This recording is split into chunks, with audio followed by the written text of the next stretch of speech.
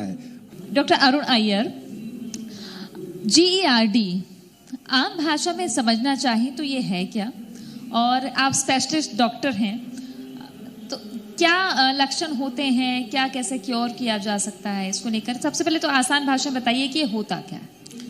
तो आसान भाषा में बताएं तो ये जब एसिड आपका पेट से जो कि आमाशय होता है, जैसा मैंने बताया, उससे जब फूड पाइप में छलकता है, क्योंकि एक मसल होती है जो कि एक वन वे वॉल्व की तरह काम करती है एक नॉर्मल इंसान में। जैसे हम पाइप्स में प्लम्बर्स लगाते हैं वो, या नल में रहता है, एक वन वे वॉल्व होता है।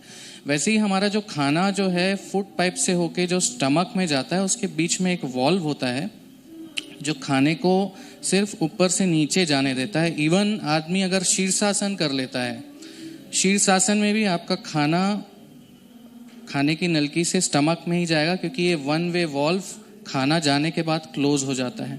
हेल्दी आदमी में ये एक पर्टिकुलर प्रेशर पे रहता है और वो क्लोज रहता है, और जब खाना ऊपर से आता है तभी ये ओपन होता है। तो बायोलॉजी इतनी खूबसूरत है, भगवान ने इतना खूबसूरत मशीन बनाया है कि ये जब खाना आता है तभी वो वॉल्व खुलता है। लेकिन कई ऐसे रीजंस हैं, और आजकल जो सबसे ज़्यादा कॉमन रीज़न है कि स्ट्रेस है, या कि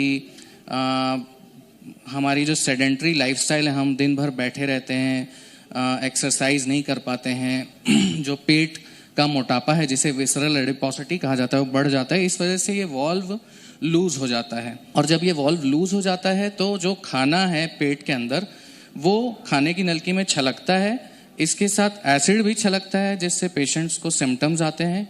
और कई पेशेंट्स को एसिड नहीं छलकता, क्योंकि कई पेशेंट्स जो है वो नॉर्मली जनरल प्रैक्टिशनर्स या बहुत सारे MD मेडिसिन हमारे मित्र भाई लोग हैं, उन लोग दवाइयाँ इनको गैस की चालू कर देते हैं। तो ऐसे पेशेंट्स को बाद में एसिड नहीं छलकता है, उन्हें नॉन एसिडिक रिफ्लक्स होता है।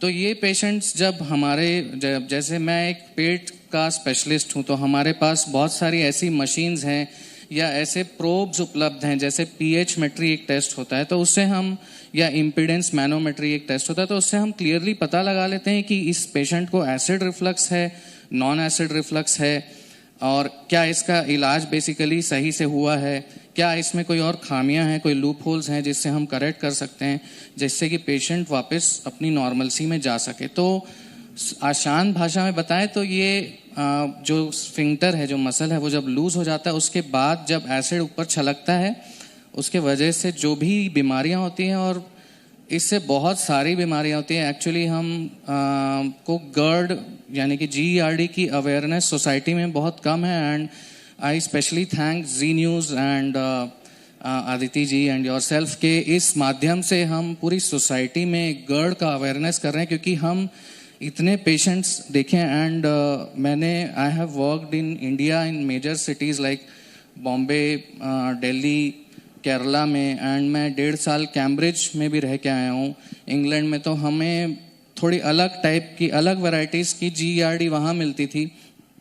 इंडियंस में थोड़ा अलग वैरायटी के सिम्टम्स आते हैं, अलग टाइप की उनकी बॉडी बिहेव करती है, अलग टाइप के फूड खाए जाते हैं। वहाँ ज़्यादा लोग प्रोटीन्स खाते हैं, यहाँ पे ज़्यादा हमारी कार्बोहाइड्रेट बेस्ड डाइट होती है, रोटी चावल जो भी हम खाते हैं। तो यहाँ की जो सिम्टम्स हैं वो भी पेशेंट्स के अलग आते हैं। एंड इनफैक्ट यहाँ पे पेशेंट्स के सिम्टम्स थोड़े ज़्यादा ख़राब आते हैं, क्योंकि हमारी बेसलाइन प्रोटीन इंटेक बहुत कम होती है दिनचर्या में। जो डेली रिकमेंडेड डोज है एक नॉर्मल एडल्ट आदमी या फीमेल का एक प्रोटीन का, उससे हम ऑलमोस्ट आधा खाते हैं। तो जितनी बीमारियां हमको होती हैं उसके सिम्टम्स भी हमारे बॉडी में एज कम्पेयर टू वेस्टर्नर्स आजकल देखा जा रहा है कि बहुत पहले आ रहे हैं। यानी कि कुछ लोगों में 1 डेकेड पहले, 10 साल पहले हमारे यहाँ पे इंडिया में कुछ चीज़ें आ रही, जैसे कि फैटी लीवर मैं बहुत देखता हूँ। एंड मैंने बहुत काम भी किया इस सिटी में ताकि फैटी लीवर थोड़ा जल्दी पकड़ाया जा सके। जी हाँ, आपसे पूछना चाहूँगी कि आपने जागरूकता के बारे में थोड़ी बात की थी पहले,